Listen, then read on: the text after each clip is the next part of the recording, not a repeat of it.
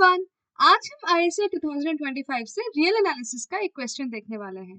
चलिए देखते हैं कि हमारा क्वेश्चन क्या है।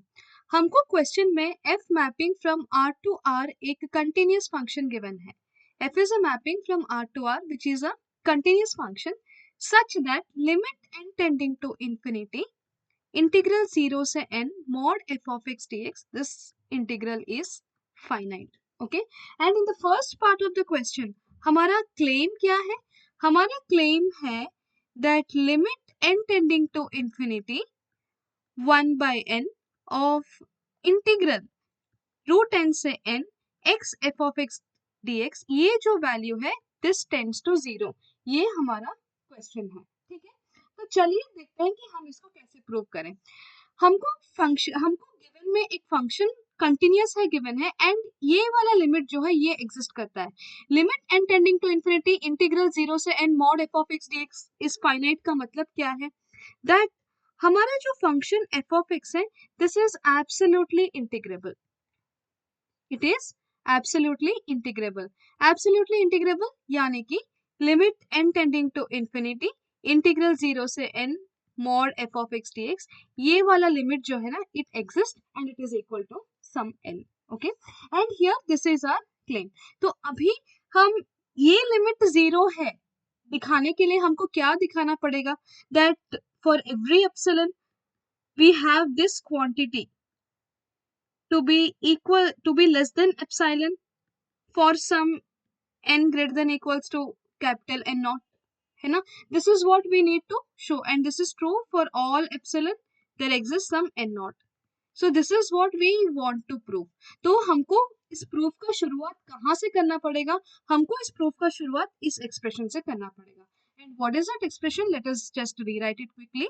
It is 1 by n integral root n से n x f of x dx का mod, है ना? So this is nothing but this is less than equals to 1 by n, sorry here this is 1 by n integral root n से n mod x f of x dx, here we are just using the properties of the integrals, है ना? And here what is happening to this x, ये x जो है ना root n और n के बीच जो है वो लाई करता है, right? So from here what do we have mod x जो है it is less than equals to this capital N. So this expression whatever we have, this is less than equal to, it is less than equals to 1 by n and here mod x is less than equals to n, है ना? So here it is less than equals to n times of mod f of x dx, right? So here this reduces to 1 multiplied to integral root n से n mod of f of x dx, and यहाँ पर x root n से n vary कर रहा है and हमारा modulus of f of x it is a positive function. अगर मैं g of x equals to mod f of x अगर लूं तो g of x क्या है? It is a positive function, right? So I can say that this is less than equals to integral root n से infinity mod of f of x dx। ठीक है, ऐसे लिखने में भी कोई प्रॉब्लम नहीं है because this function is positive throughout and root n से इंफिनिटी मतलब we are taking all the area under the curve beyond this n also. So this quantity is less than equals to the quantity which is written in the right hand side of the inequality. अब हम एक चीज को recall कर लेते हैं, tail of a convergent improper integral, this converges to 0. okay, it converges to 0. अभी इसका मतलब क्या हुआ? दैट मान लो कि मेरे पास कोई भी एक ऐसा इम्प्रॉपर इंटीग्रल है such that it is integral 0 से इंफिनिटी, यहाँ पर 0 के बदले में कुछ भी हो सकता है। ओके, अगर ये वाला जो क्वांटिटी है इफ दिस इज फाइनाइट या this improper integral is convergent, then इसका टेल कन्वर्जेस टू 0 का मतलब है limit n tending to infinity integral n से infinity of this f of x dx, this converges to 0. So this is the result what we are going to use here. यहाँ पर हम देखें तो हमको क्या given है that this function F of x is absolutely integrable, यानी कि ये जो इंटीग्रल है दिस इज फाइनाइट, राइट? सो इसका टेल क्या होगा? इसका टेल 0 पर जाएगा, एंड इसका टेल 0 पर जाएगा का मतलब, so that implies here that limit, here let us write it as small n tends to infinity, integral this n say infinity, this mod f of x dx, this converges to 0, मतलब ये जो limit है this is equal to 0 है। And ये limit 0 हुआ का मतलब क्या है? इसका जो मॉड है it is always less than epsilon, है ना? So here for some n naught, so there exists some n naught belongs to n such that this integral root n say infinity mod f of x dx, this can be made less than epsilon for some root n greater than equals to n naught. So this is for all root n greater than n naught. I hope this is clear. अगर root n greater than n naught है तो what does it imply? n is greater than n naught का square. अगर n naught अगर natural number से है तो n naught का square भी कहाँ से आएगा? वो भी नेचुरल नंबर से ही आएगा। तो what did we get? That आप कोई भी एप्सिलॉन ले लो, for every epsilon greater than 0 there exist a natural number n not belongs to n such that हमारा मॉड्यूलस क्या था यहाँ पर? Modulus of 1 by n integral root n से n x f of x dx, है ना? So this is modulus of 1 by n integral root n से n x multiplied to f of x dx। ये जो mod है this is less than epsilon for all n greater than equals to n not का square, right? So this is what we got.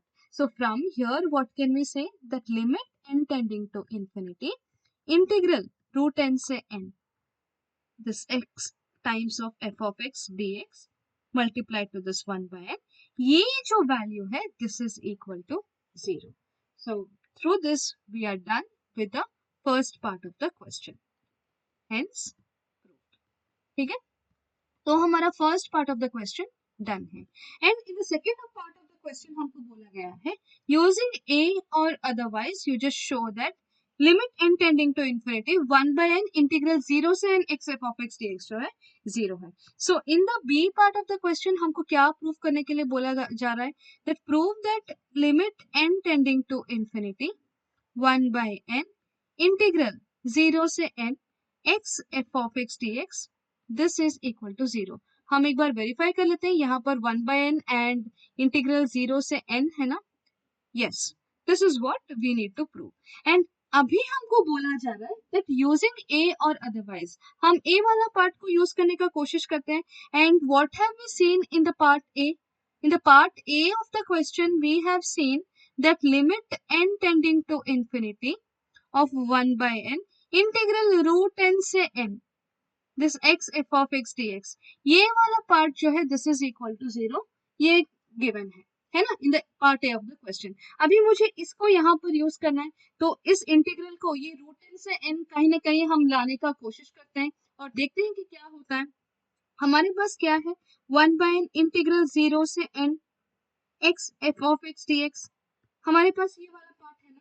तो इसको हम लिख सकते हैं एज 1 by n इंटीग्रल 0 से root n x f of x dx plus integral of this root n से n with this 1 by n x f of x dx। I hope आप सबको यहाँ तक क्लियर होगा। अगर हम यहाँ पर दोनों साइड मॉड ले ले and if we use the triangle inequality what do we get? This is less than equals to 1 by n integral 0 से root n mod x f of x dx using the properties of integrals plus 1 by n integral root n से n modulus of this x f of x dx, right? So अभी हम अगर second integral को देखें, ये वाला integral ये तो 0 पर कन्वर्ज करेगा, है ना? तो if I work on this first integral then that is enough for me, isn't it? So अभी हम यहाँ पर ये पहुंच गए that modulus of this 1 by n integral 0 से n x f of x dx जो है this is less than equals to this is 1 by n integral 0 से root n this mod x multiplied to this f of x dx. And हमारा mod x क्या होगा? It is less than equals to root n. So this is less than equals to root n by n integral 0 से root n mod this f of x dx. So what is this equal to? This is nothing but this is 1 by root n integral 0 से यहाँ पर this is less than equals to यहाँ पर root n है and यहाँ पर हमारा mod of f of x is a positive function through out. So this should be less than equal to integral 0 से infinity of this mod f of x dx. And हमको question में given है that the function f is absolutely integrable. यानी कि ये value exist करता है and it is equal to some L, let us say. So this is nothing but L divided by root n. And when n tends to infinity, ये L by root n जो है, this converges to 0. यानी कि it can be made less than epsilon for some natural number n1 belongs to n, and this is true for all n greater than equals to n1, right? तो हमको एक ऐसा natural number n1 मिल रहा है such that हमारा जो ये integral है this is less than epsilon for all n greater than equals to capital N1. So from here what did we get? That limit n tending to infinity 1 by n integral 0 से n x f of x dx जो है ये वाला integral जो है वो 0 पर converge कर रहा है. ठीक है, एंड इट इज प्रूव्ड. तो यहाँ पर इन the second part of the question हमको पार्ट ए का यूज करके हम ये दिखाए हैं दैट ये 0 पर कन्वर्ज करता है.